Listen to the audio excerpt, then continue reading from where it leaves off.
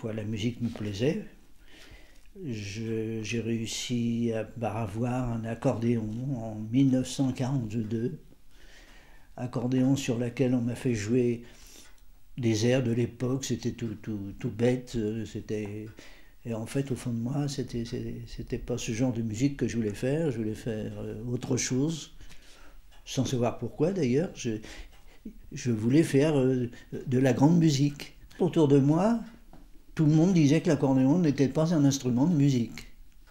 Et je voulais savoir pourquoi. De fil en aiguille, j'ai fini par comprendre que l'accordéon avait un gros défaut majeur, en fait, c'est que sa main droite exprimait la mélodie et la main gauche donnait une harmonie. En fait, les deux claviers étaient différents l'un de l'autre.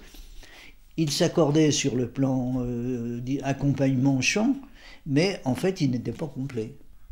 Je me suis mis dans la tête, en fait, que l'instrument deviendrait complet si on arrivait à faire un instrument avec les deux claviers identiques. Et cette chose est arrivée en 1948, où j'ai réussi à faire par un fabricant plus souple un petit peu que les autres. En fait, il m'a écouté parce que j'avais ces deux filles comme élèves, et ce fabricant à Paris s'appelait Busato. Et Busato a accepté de me faire un instrument avec les deux claviers identiques.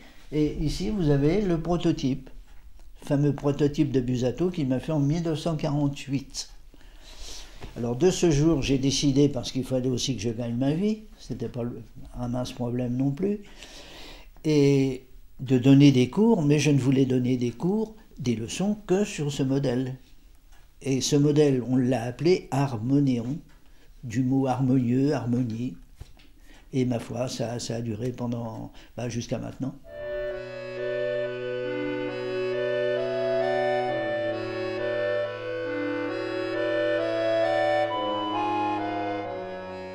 Moi, je le trouve merveilleux, exceptionnel, parce que c'est un instrument qui allie le violon pour son côté expressif et le piano pour son côté harmonique. De plus, on peut y joindre le côté des sons tenus de l'orgue en même temps. C'est vraiment un instrument qui synthétise toutes ces qualités, les qualités du son en fait.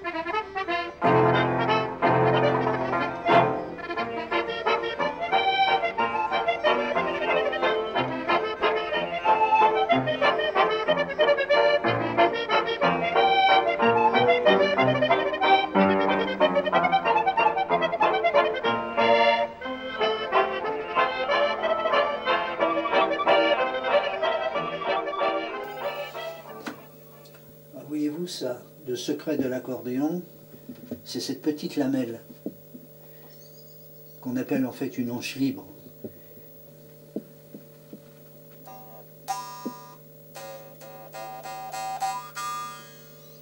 Tout le monde connaît cette petite lamelle, et cette lamelle provient de la Chine du Sud.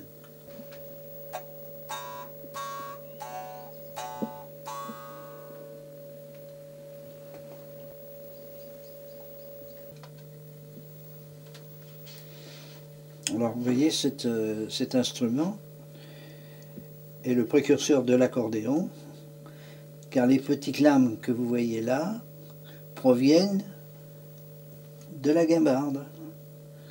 Les lames ont été séparées, rivetées sur une plaque, et vous avez là les accords de l'accordéon que vous retrouvez dans l'instrument de Demian.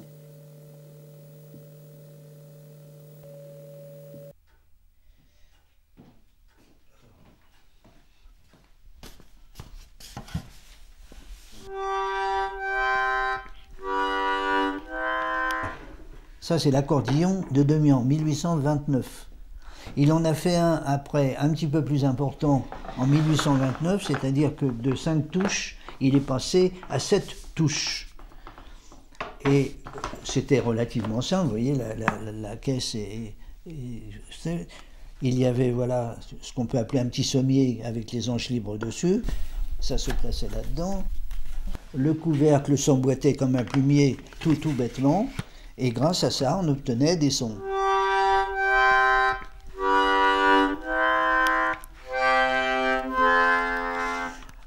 Et cet instrument-là, il l'avait appelé éoline. Je vous ai descendu le brevet, la première page du brevet de Demian, et on voit nettement écrit éoline. Mais il s'est passé une chose, c'est qu'à Vienne, puisque cet instrument vient de Vienne, un dénommé Eschenbach avait inventé un instrument en 1820 qu'il avait appelé éoline. Donc on lui a refusé le titre d'éoline. Dans le bureau, Demian a rayé le mot éoline et à la place il a écrit accordillon, qui est sorti des accords, il est devenu accordillon. À l'époque, quand c'est né, c'est entre 1830 et 1840, c'était, je ne sais pas comment vous dire, c'est comme si on avait inventé le téléphone portable, hein. C'était quelque chose de fantastique. Fantastique. Les gens se déplaçaient de très très loin pour venir entendre un accordéon.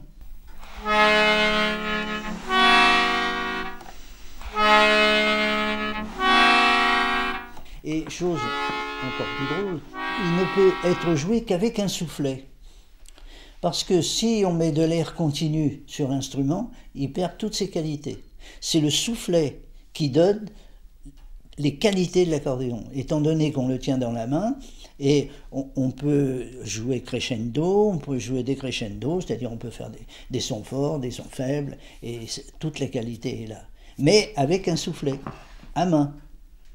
Si on branche cet instrument-là sur une ventilation continue comme l'orgue, il devient statique, et il perd toute l'expressivité.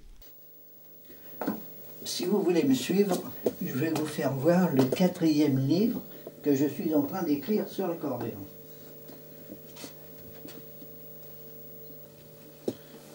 Alors voyez-vous, c'est là que tout se passe. Alors voyez, si je prends des cahiers que je garde depuis plus de 50 ans, alors il y en a un qui est c'est un alphabet, alphabétiquement, et l'autre c'est chronologique. J'ai tout indiqué là-dedans. Et par exemple là-dessus, j'ai tout ce qui concerne la nacre, les différentes nacres, et les pays, par exemple Noorad, Erfeld, Nacrolac, Bayreuth. C'est mon ordinateur, voilà, je travaille avec ça. Et ma foi c'est efficace parce que ça ne tombe jamais en panne.